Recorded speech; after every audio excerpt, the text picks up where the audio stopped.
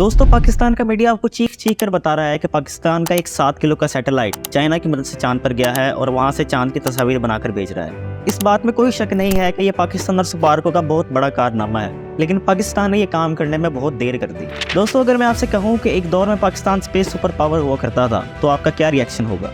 दोस्तों मैं बिल्कुल भी मजाक नहीं कर रहा हूँ। एक वक्त था जब पाकिस्तान एशिया का तीसरा, साउथ एशिया और इस्लामी दुनिया का पहला और दुनिया का 10वां ऐसा मुल्क था जो कि स्पेस प्रोग्राम रखता था। और आज हालत ये है कि अपना मून मिशन लॉन्च करने के लिए हमारे पास लॉन्चिंग पैड भी नहीं है। आज इस मून मिशन को एक साइड पे करके आइए जानते हैं पाकिस्तान के स्पेस मिशन के बारे में जिसने पाकिस्तान को स्पेस सुपर पावर बना दिया।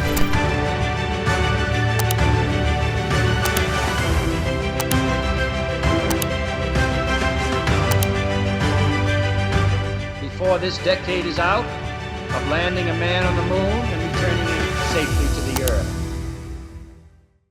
दोस्तों पाकिस्तान के स्पेस मिशन का नाम रहबर था, जो कि पाकिस्तान का पहला स्पेस मिशन था। दोस्तों ये उस दौर की बात है जब वर्ल्ड वॉर 2 का इख्तिताम हो चुका था और जंग का मैदान अब जमीन की बजाय आसमान पर लगा हुआ था। रशिया और अमेरिका दोनों एक दूसरे को स्पेस रेस में पीछे छोड़ने की तगदो में लगे हुए थे। इसी दौरान रशिया पहली बार एक इंसान को स्पेस में भेजकर स्पेस रेस में आगे निकल जाता है। अब जाहिर सी बात है कि ये चीज अमेरिका के लिए बिल्कुल भी काबिल बर्दाश्त नहीं थी। तो American president John F Kennedy ऐलान करते हैं कि 60 की दिहाई खत्म होने से पहले न सिर्फ इंसान को चांद पर उतारा जाएगा बल्कि बाहिफाजत वापस भी लाया जाएगा। दोस्तों अपोलो मिशन का ऐलान हो चुका था और ये नासा के लिए बहुत बड़ा चैलेंज था। इसके लिए नासा को बहुत सी मालूमात दरकार थी। नासा को अपोलो मिशन के लिए इंडियन ओशन के ऊपर मौजूद फिजा के बारे में मालूमात की जरूरत थी। बस फिर क्या था, अमेरिका ने ये करने की ठानी तो पाकिस्तान के सितारे भी गर्दिश में आए। इत्तफाकन इसी दौरान 1961 में सदर पाकिस्तान और chief of army staff general Ayub Khan Pakistan के नामवर साइंटिस्ट और Nobel prize winner doctor Abdul Salam के हमरा अमेरिका के दौरे पर गए हुए थे। जब उन्हें इस बात का पता चलता है तो डॉक्टर अब्दुल सलाम अपने एक दोस्त डॉक्टर तारिक मुस्तफा को कॉल करते हैं, जो कि उस वक्त पाकिस्तान एटॉमिक एनर्जी कमीशन से वाबस्ता थे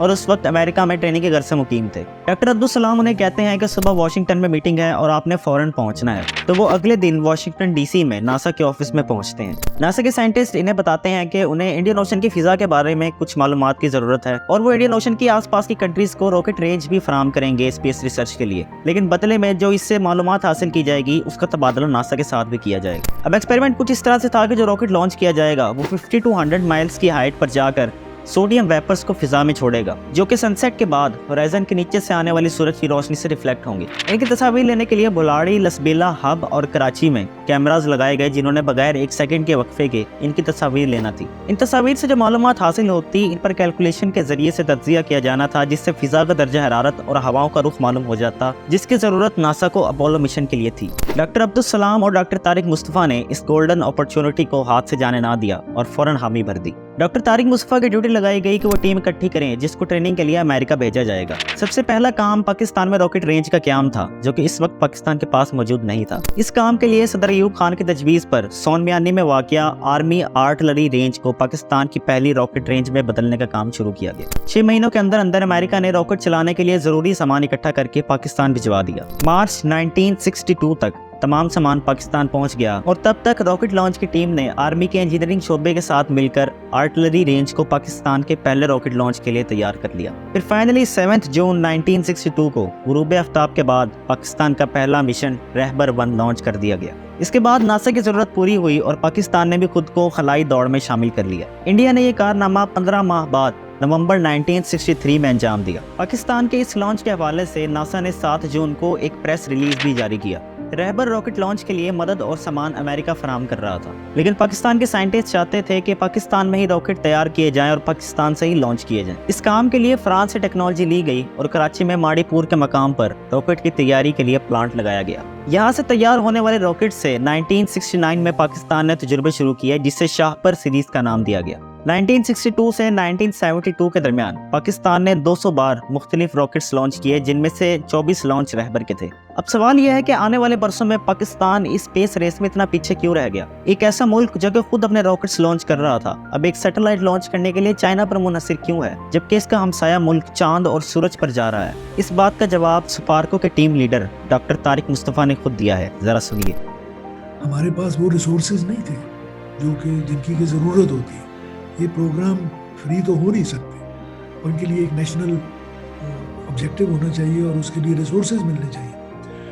تو وہ شروع کے پروگرام تو ہم نے جو میں نے آپ کو تفصیل دی ہے 60s میں وہ تو کر لیے، لیکن اس کے بعد سے ہمیں بجٹ وغیرہ، ایٹامک انرجی کمیشن کی توجہ تو نیوکلیئر پاور کی طرف رہی، سپارکو کو پھر وہ سپورٹ نہیں مل پائی، وہ ریسورسز نہیں ملے جن کے جو کہ ضروری ہیں، تو وہ وسائل جن کی ضرورت ہے وہ اتنے وسائل نہیں لگائے جا سکے، لیکن کام اللہ کے فضل سے ہو رہا ہے۔ تو دوستو یہ تھا پاکستان کا پہلا اسپیس مشن جس نے پاکستان کو اسپیس سپر پاور کی فہرست میں شامل کر دیا تھا۔ اب آگے سروائیو کرنے کے لیے پاکستان کو اور محنت اور ریسورسز کی ضرورت تھی جو کہ پاکستان کے پاس نہیں تھے، یا شاید یہ کہنا ٹھیک ہوگا کہ اس پر توجہ ہی نہیں دی گئی۔ اگر آپ کو یہ ویڈیو پسند آئی تو مجھے کمنٹس میں ضرور بتائیے گا اور اسے اپنے دوستوں کے ساتھ بھی شیئر کریں۔ آپ سے اگلی کسی ویڈیو میں ملاقات ہوگی، تب تک کے لیے خدا حافظ۔